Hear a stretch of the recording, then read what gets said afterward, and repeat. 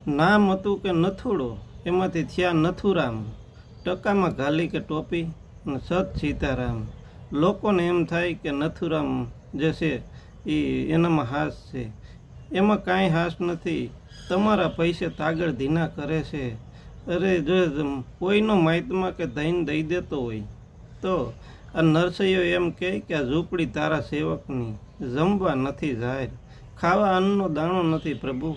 અરે જો કોઈનું માહિતમાં જો ધઈને દઈ દેતો હોય તો એક ટકની રસોઈ હાટું જેસલ તોરલને ખંભે બેહાડીને સધીર શેઠને ત્યાં મૂકવા જાય. કોઈનો માહિતમાં જો ધઈને દઈ દેતો હોય તો શેર લોટ હાટું કે સરવણ ચોરી કરવા જાય. અરે અખાના જમાનામાં જે ગોકળનાથની જગ્યા પ્રખ્યાત હતી. ગુરુ કિરા કે ગોકળનાથને ને ઘરડા બળદને કાલી નાથ, ધન હરે અને ઉપર જાતા કે ધોખા કરે. અખા આવા ગુરુ કેનું કલ્યાણ કરે. અખાને એમ થયું કે ગોકળનાથને કે મારે ગુરુ કરવા છે. એટલે એની જગ્યામાં ગયો. એટલે આ અષાઢી બીજ જેવી કે મોટો પ્રસંગ હશે. લોકોની મેજની પાંગેતું બેહે જમવાની. અખો તો જો અહીંયા ગયો તો જ્યાં પાંગેટમાં બેહવા થયો તા ગોકળનાથ આવ્યો આમથી ફરતો જે જબરી જટા, ભગવા લુગડા પહેર્યા, હાથમાં હુંડલા જેવડી જટા લઈને આમથી આમ ફરે.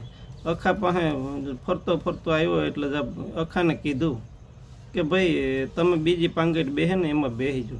એટલે અખો ત્યાંથી ઉઠી અને બીજે ઠેકાણે ગયો. તા ગોકળનાથ ફરતો ન્યાય ગયો અને કે અખાને એટલે ભાઈ તમે પાછા અહીંયા બેઠા, તમને કીધું નહીં કે બીજી પાંગેટમાં બેસીજો. અખો ત્યાંથી નહીં ઉઠીને જે બૂટ સંપલ પડ્યા હોય ને ત્યાં જઈ અને બેઠો. તો અખો ગોકળનાથ ફરતો પાછો ત્યાં તમને ક્યાંય જગ્યા ન મળી તો અહીંયા લોકો બૂટ સંપલ ઉતારે ત્યાં તમે બેઠા. અખે નિહાપો નાખ્યો કે ઓહો.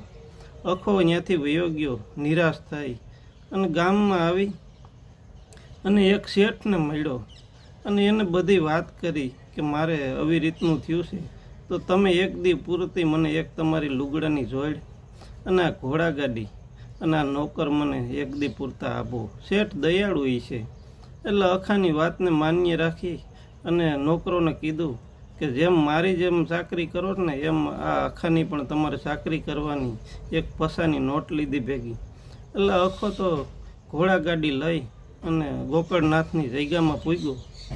તા તો ગોકળનાથની નજર ગઈ. તા તો એના જે ઓલા મૂંડિયા હોય એને મોકલા કે જાવ કોઈક શેઠ આવે છે કે. તા તો અખો ત્યાં પૂગ્યો. તા તો ઘોડાગાડી છોડીને ઘોડાઓને આમ ગમાણમાં બાંધી દીધા ને એને નીણ નાખી દીધી.